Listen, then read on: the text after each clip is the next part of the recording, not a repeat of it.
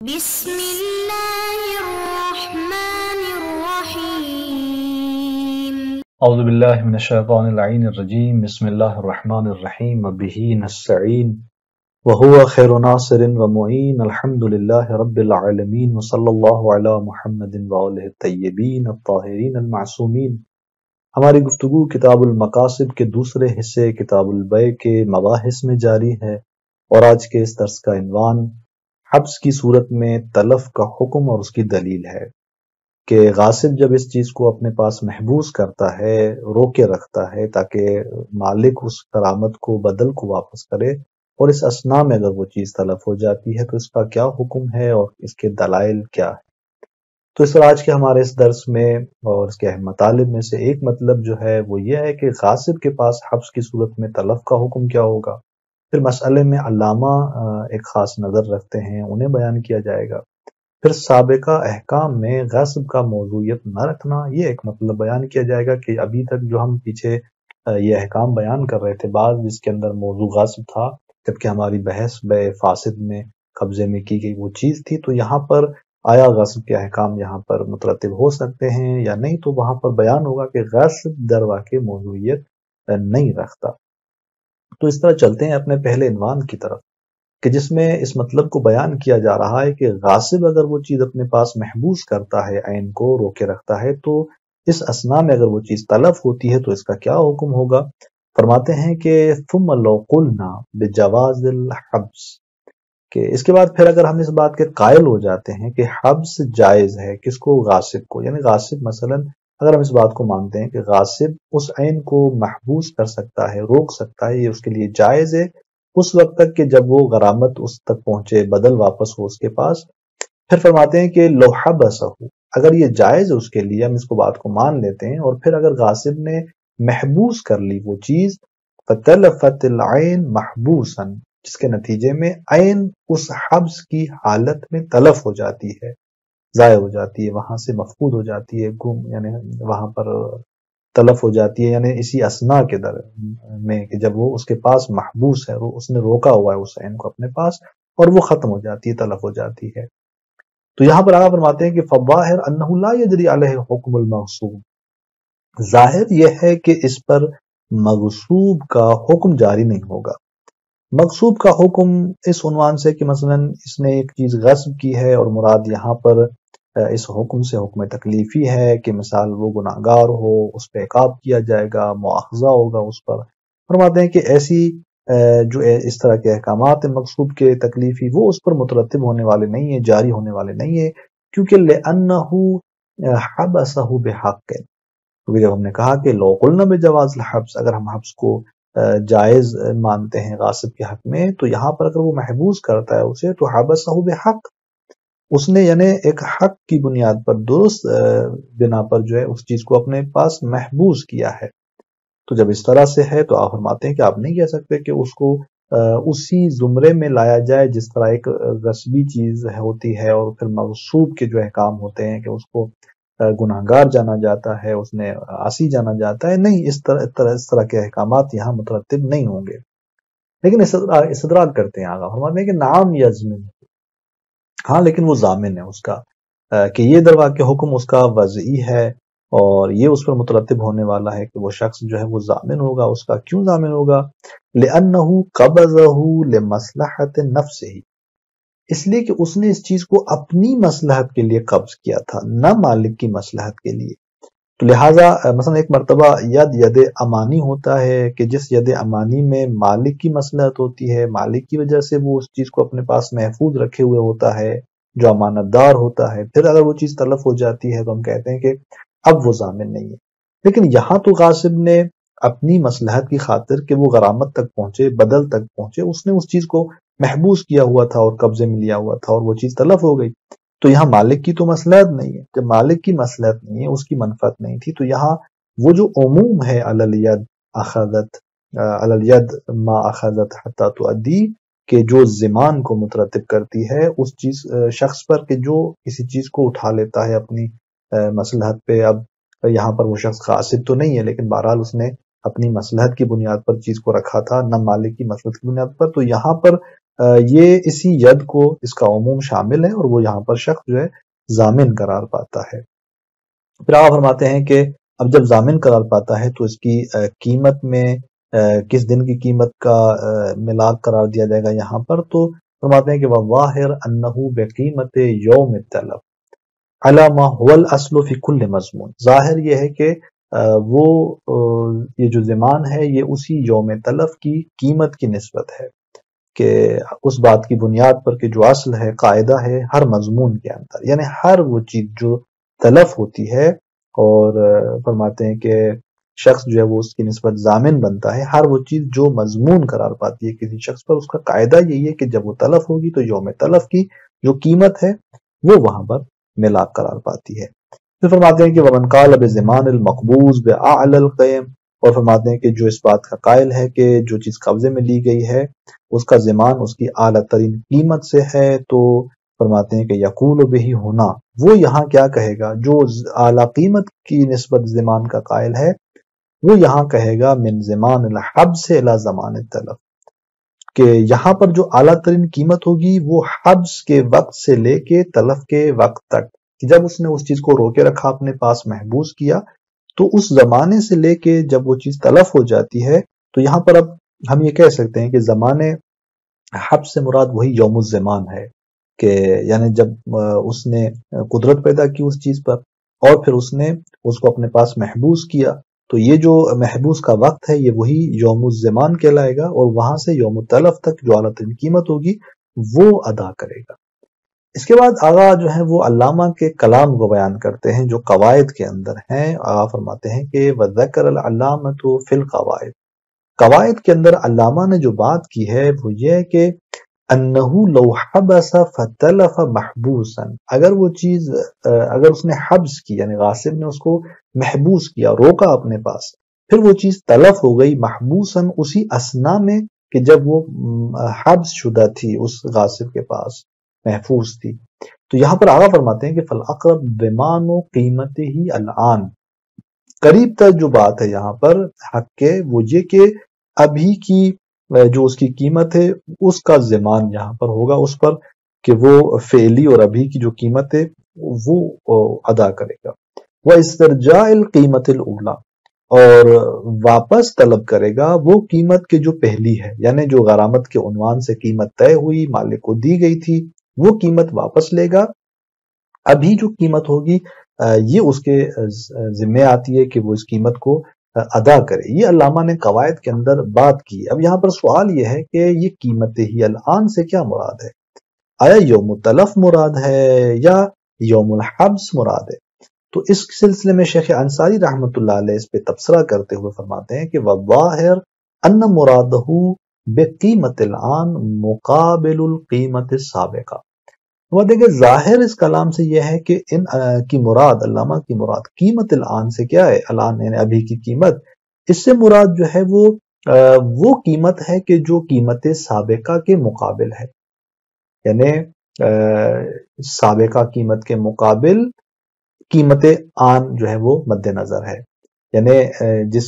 دوسرے الفاظ ہم یوں کہیں کہ یعنی یہ ابھی جو یوم حبس ہے، یعنی جب اس نے اس کو حبس کیا، یہ وہ ہے کہ جو متأخر ہے اس قیمت سابقہ سے۔ قیمت الان جو انہوں نے کہا، آن، یہ آن اس سابق کے مقابلے میں ہے، یعنی اس قیمت سابقہ کے مقابلے میں ابھی کی قیمت، ابھی کی قیمت یعنی یہ جو اس نے محبوس کیا اس چیز کو، اس حبس کے دن کی قیمت جو ہے اس کی وہ مد نظر ہے، نہ یوم تلف، یعنی وہ قیمت کہ جو اس عین کی تمکین سے پہلے، تمکن سے پہلے، جب تعذر ہوا تھا، غاصب متعذر تھا عین کی نسبت، تو اس تمکن سے پہلے والی وہ قیمت غرامت کے عنوان سے اس نے دی تھی۔ اب تمکن حاصل ہوا اور اس نے اس چیز کو محبوس کیا ہے، تو یہاں جو ملاک ہے علامہ کے نقطہ نگاہ سے وہ یہی قیمت ہے جو اس حبس کے بعد ہے۔ فرماتے ہیں کہ بنان علی زوال حکم الغصب عن العین، فرماتے ہیں کہ بنا رکھتے ہوئے اس بات پر کہ جو حکم غصب ہے وہ اس عین کی نسبت تو زائل ہے، لکونہ محبوساً بغیر عدوان، کیوں؟ اس لیے کہ اس غاصب نے ابھی اس ضامن نے اس کو محبوس کیا ہے، روکا ہے اپنے پاس بغیر عدوان سے، یعنی ابھی جو اس نے اس چیز کو اپنے پاس رکھا ہوا ہے یہ عدوانی نہیں ہے، کیونکہ ہم نے کہا تھا کہ لو قلنا بجواز حبس، اگر ہم قاصب کے حبس کے جواز سے قائل ہوتے ہیں تو ہماری اس پہ بحث چل رہی ہے، اس مبنا کے مطابق ہم بحث کر رہے ہیں کہ اس نے اس کے بعد اس کو اپنے پاس روکا، تو حکم غصب تو اس عین کی نسبت نہیں رہا، اور اس نے عدوانی طور پہ اس کو محبوس نہیں کیا، لہٰذا حکم غصب نہیں۔ تو اس وجہ سے آقا فرماتے ہیں کہ ظاہر علامہ کے اس کلام سے مراد جو ہے وہ ابھی کی قیمت سے مراد کیا ہے، نہ یوم جو ہے وہ تلف ہے، بلکہ فرماتے ہیں کہ یہ اس قیمت سابقہ کے مقابلے میں نسبت سنجی کرتے ہوئے آقا الآن کہہ رہے ہیں، لہذا لا خصوص حین تلف، نہ جو ہے وہ تلف کے وقت بالخصوص جو اس کی قیمت ہے یہ مراد مد نظر نہیں ہے۔ پھر فرماتے ہیں کہ وہ کلمات و کثیر منہم لا یخلو عن اضطراب، فقہا میں سے بہت سارے فقہا کے کلمات ہیں اس سلسلے میں، اور ان کا وہ کلام، ان کے وہ کلمات اضطراب سے، تشویش سے خالی یہاں پر نظر نہیں آتے۔ تو یہاں تک ایک بات واضح ہوئی کہ اگر ہم قائل ہو جاتے ہیں حبس کے اور غاصب حبس کرتا ہے تو یہاں پر آقا فرماتے ہیں کہ ملاک جو ہے یعنی اس علامہ کے قول کے مطابق وہ یوم حبس قرار پاتا ہے، جبکہ ہم اگر اس قاعدے اولی کو دیکھیں کہ ہر مضمون کے اندر جو قاعدہ ہے ہمارے پاس وہ کیا تھا، یوم تلف کا تھا، یہ مطلب یہاں پہ تمام ہوتا ہے۔ اب یہاں پر چونکہ پوری ہماری گفتگو پیچھے جو ہم احکامات بیان کر رہے تھے یہ یعنی عین مغصوب کے احکامات ہم بیان کر رہے تھے، تو یہاں پر ایک نقطے کو آگا واضح کرنا چاہتے ہیں کہ آیا یہاں پر جو ہے یہ موضوعیت رکھتا ہے غصب یا نہیں رکھتا، تو فرماتے ہیں کہ ثم ان اکثر ما ذکرنا ہو، فرماتے ہیں کہ زیادہ تر وہ چیزیں جو ہم نے بیان کی، کہ یعنی وہ احکامات آگا فرماتے ہیں کہ جو ہم نے یہاں پر بیان کیے ہوئے ہیں، پیچھے جو ہم نے بیان کیے احکامات، فرماتے ہیں کہ مذکور فی کلماتہم فی باب الغصب، یہ تمام احکامات پیچھے جو بیان ہوئے یہ فقہا کے کلمات میں باب غصب کے اندر بیان ہوئے ہیں۔ تو یہاں پر آیا یہ غصب موضوعیت رکھتا ہے یا نہیں؟ فرماتے ہیں کہ لیکن ظاہر ان اکثرہا بل جمیعہا حکم المغصوب من حیث کونہ مضمونا، فرماتے ہیں کہ جتنے ہم نے پیچھے احکامات بیان کیے ہیں یہ باب غصب کے اندر بیان ہوئے ہیں، لیکن ظاہر جو ہے وہ یہ بات ہے کہ ان میں سے اکثر جو احکامات ہیں بلکہ تمام کے تمام احکامات یہ مغصوب کا حکم ہے اس حیثیت سے کہ مضمون ہے، نہ مغصوب کا حکم ہے اس حیثیت سے کہ وہ مغصوب ہے، یعنی وہ چیز اس عنوان سے کہ غصب ہوئی ہے، یہ حکم اس جہت سے نہیں ہے کہ یہاں پہ کہا جائے کہ اس کا مغصوب ہونا موضوعیت رکھتا ہے اور یہ احکام اس کے غصب کے عنوان کی وجہ سے ہیں، نہیں، بلکہ اس حیثیت سے ہیں کہ وہ چیز جو ہے مضمون ہے۔ لہذا فرماتے ہیں کہ اذ لیس فی الغصب خصوصیت زائدہ، غصب کے اندر یہاں پر کوئی اضافی خصوصیت یہاں پر نہیں ہے، تو لہٰذا اس اعتبار سے ملاک یہاں پر غصب قرار نہیں بنتا۔ ملاک کیا قرار پاتا ہے؟ ان تمام ان احکامات کے اندر جو عین مغصوب کے لیے بیان کیے گئے، ملاک یہ ہے کہ چونکہ یہ غصب زمان کا موجب ہے تو اصل جو ملاک ہے یہاں پر وہ یہی ہے کہ زمان کا موجب بننا، یہ جو عین مقصود میں غصب چونکہ زمان کا موجب بن رہا تھا تو وہ احکام غصب کے اس عین مقصود کے لیے غصب کے عنوان سے نہیں بلکہ اس زمان کی وجہ سے بیان ہو رہے تھے، تو وہی ملاک اور وہی منات ہماری اس مورد بحث مسئلے کے اندر بھی موجود ہے۔ ہم جہاں بحث کر رہے ہیں یہ عقد فاسد میں جو قبضے میں لی گئی چیز ہے مبی، اس کے اندر ہم بحث کر رہے ہیں، اور اس طرح دیگر جتنے بھی مضمونات ہیں وہاں وہی ملاک موجود ہے جو زمان کا ہے، کہ جب اس شخص نے عقد فاسد انجام دیا اور اس میں وہ مبی مشتری کے ہاتھ آئی تو اب وہ ضامن ہے، یعنی وہی ملاک زمان عقد فاسد میں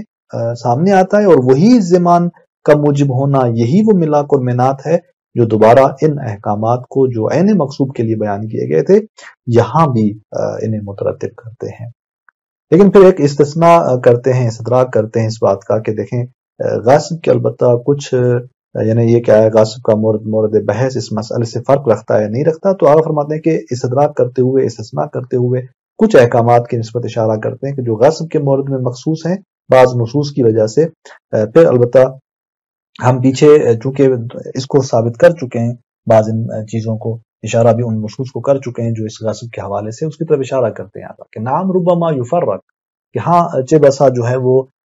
فرق کیا جاتا ہے من جہت نص فی المغصوب، نص کی وجہ سے مغصوب میں مخالف لقاعدۃ الزمان کہ جو قاعدہ زمان کے مخالف ہے. نص سے مراد وہی صحیح ابی ولاد ہے جو ہم پیچھے بیان کر چکے ہیں.